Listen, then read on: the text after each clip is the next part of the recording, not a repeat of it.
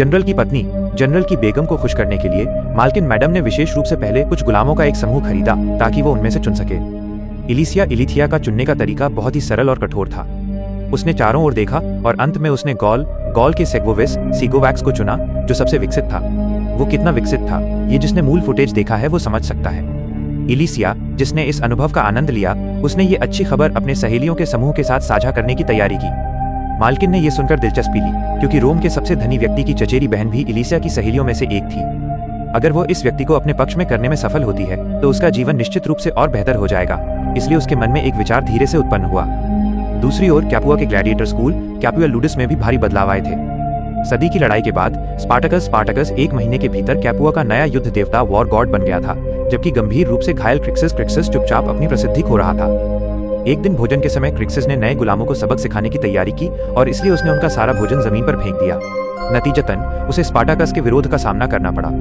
Spartacus ने क्रिक्सिस को संकेत दिया कि अब वही कैपुआ का युद्ध देवता है और सभी को उसकी बात माननी होगी। क्रिक्सिस नाराज होने के बावजूद वो चुपचाप इस अपमान को सहने के लिए मजबूर था। इस दृश्य को देखकर आशुर ने तुरंत उनके बीच और अधिक विवाद पैदा करने की कोशिश करते हुए बीच में उकसावे वाली बातें शुरू कर दी। बाटियाटस मालिक हमेशा एक संदेह में रहता था। उसे चिंता थी कि क्रिक्सिस घायल होने के बाद अपनी पिछली अवस्था में वापस नहीं आ पाएगा। इसके अलावा उसकी उच्च चिकित्सा लागतों के कारण वो बहुत परेशान था। आशुर ने यह देखकर सुझाव दिया कि क्रिक्सिस को जल्द ही बेच देना चाहिए जब उसकी कुछ कीमत हो। बाटाटस को यह तर्कसंगत लगा और उसने आशुर को खरीदार खोजने के लिए गुप्त रूप से बाजार में जाने के लिए भेजा। ये सब महिला गुलाम नाइविया ने सुन लिया था, इसलिए रात के अंधेरे में उसने चुपके से ये बात क्रिक्सिस को बता दी।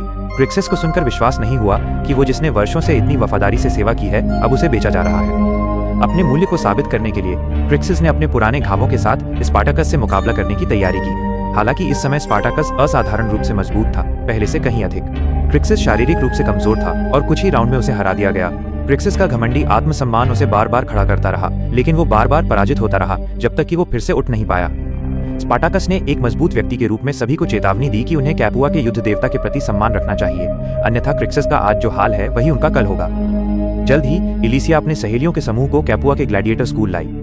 मालकिन ने उनका गर्मजोशी से स्वागत किया, लेकिन स्पष्ट रूप से सहेलियों का समूह केवल शराब के लिए नहीं आया था। इलिथिया से यह सुनने के बाद कि उसने बहुत कम पैसे में एक उत्कृष्ट गुलाम खरीदा है, अन्य सभी में भी उत्साह बढ़ गया।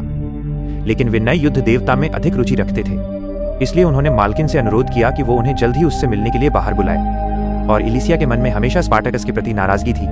वो ग्लैडिएटर स्कूल में स्पार्टकस की बढ़ती प्रसिद्धि को बर्दाश्त नहीं कर सकती थी और इसलिए उसका असंतोष और गहरा हो गया।